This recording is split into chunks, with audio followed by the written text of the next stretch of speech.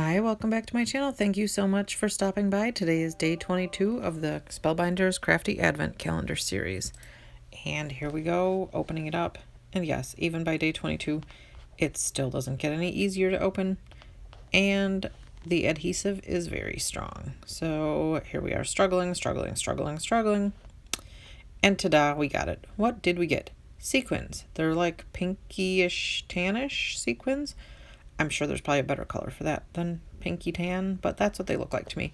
So because they're sequins, and I didn't really have any cards that I made previously that I wanted to add sequins to, I'm going to dig through my stash of backgrounds that I've already created and find a couple that I think I could easily turn into cards with minimal effort that include sequins. So here we are. I have a whole bunch of backgrounds, and you're getting a sneak peek at all of them. And so I've picked out a couple, and I'm going to make my final selection from those 4 that I've chosen. And the 2 runners up are at the bottom, or the 2 finalists are at the bottom. The runners up, those 2 didn't make it. So I think those will be the easiest for me to make pretty with sequins and other goodies from the Advent calendar. So here we go. And you're literally following along in the creative process because I open the calendar, conjure up a project. This morning I had less than an hour or so to do all this, and other than the voiceover, I was able to get it all done in that time. So I'm pretty proud of myself because I'm usually not a speedy crafter. Usually I think about things for a really long time. I actually have a Rocketbook reusable notebook that I write a lot of my plans in for cards and for my content for my channel.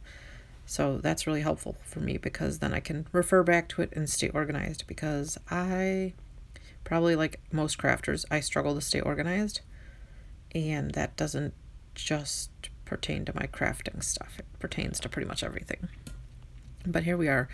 I am sticking sequins on the centers of the flowers, and then I decided to zhuzh it up a little bit. I would put black pen. I think that's my Micron pen that I have there that I'm using. And I think it's the 0.8 tip. I got those for my birthday. I was able to go to an art supply store for my birthday and pick out some goodies. I think it was called Ziegler's in downtown Tulsa. That was very fun to be able to pick out art supplies at an art store. So this looks pretty, but it's still not pretty enough. So what we're going to do next is I recently got some new to me crafting supplies from a giveaway. And so I recently did win a giveaway on YouTube, and for the life of me, I can't remember the creator's name that did the giveaway, but she was purging some of her craft supplies and she sent me an envelope of craft supplies. So that was super cool. And in there were these pink Nuvo drops, and I have only ever used like the basic colors. Like I have clear, I have a sparkly one, and a black one, I think. So this is new to me, but I decided to do something different than make it drops because they kind of remind me of those, I don't remember what kind they were, Stickles paints or something from the 80s. And so I was like, we used to do all sorts of stuff with those, so why wouldn't it work with these? It's the same type of bottle. So I just drew along the lines there to make it a little more colorful. And that's that for that card. And we gotta let it dry. Alright, so the next card. I'm going to use this background that I had embossed with an embossing folder that I think this embossing folder is really old as well, because I haven't bought any embossing folders for a really long time. So I'm going to use the Happy Birthday sentiment die cuts with some glitter cardstock and then some gray cardstock.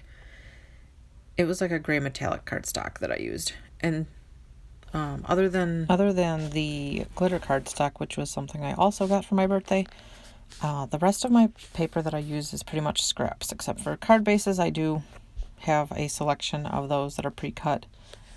And so yeah, card bases are pre-cut, and all the rest of my stuff is scraps for the most part. I really loved getting the most out of my cardstock, so I am going to need to get some new cardstock soon though, because my stash is dwindling of solid colors of cardstock. So if anybody has any suggestions of which brands I should get for some good high quality heavy cardstock, I have some ideas, but I'd like to hear what other people's opinions are. So please drop them in the comments below if you have suggestions on heavy duty cardstock. And I'm open to ordering from online. Actually, I prefer to order from online because I love getting packages. Who am I kidding? So here we are finishing to assemble the cards. And we're going to put the sequins on this one. This one also, it's hard to see in the light, but there are also flowers on this one. And so we're going to put the flowers, or the sequins, on the centers of the flowers for this one. And I have to make sure all the sequins are cone side up, because I learned the other day that the sequins would not stick the other way. I tried to put them cone side down and they didn't stay stuck. Super bummer. Oh well. So next I'm going to put the sentiment on. I'm going to use strong liquid adhesive, which is my Barely Art glitter glue. Or not Barely Art, it's Art glitter glue, my bad. And I'm going to use the magnets on the Make Art Station to make it stay put while it dries, because it's going to take a while. Or do I not use the magnets? Maybe I do. Yep, there we go. Alright, so after this, I'm going to put these on their card bases, and I'm going to use black card bases for both cards.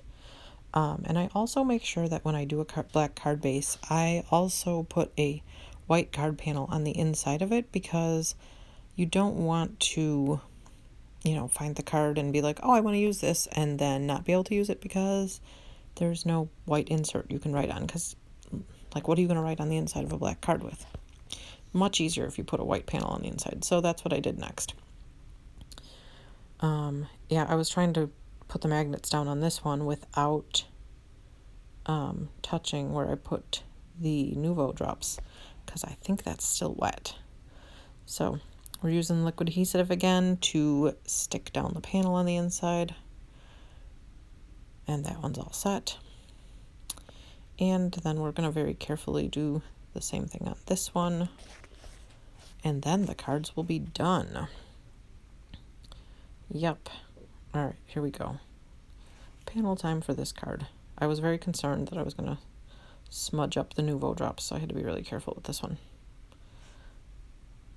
But fortunately, I only smudged it in one spot. All right. For some reason, it feels like this is taking me a really long time to do this.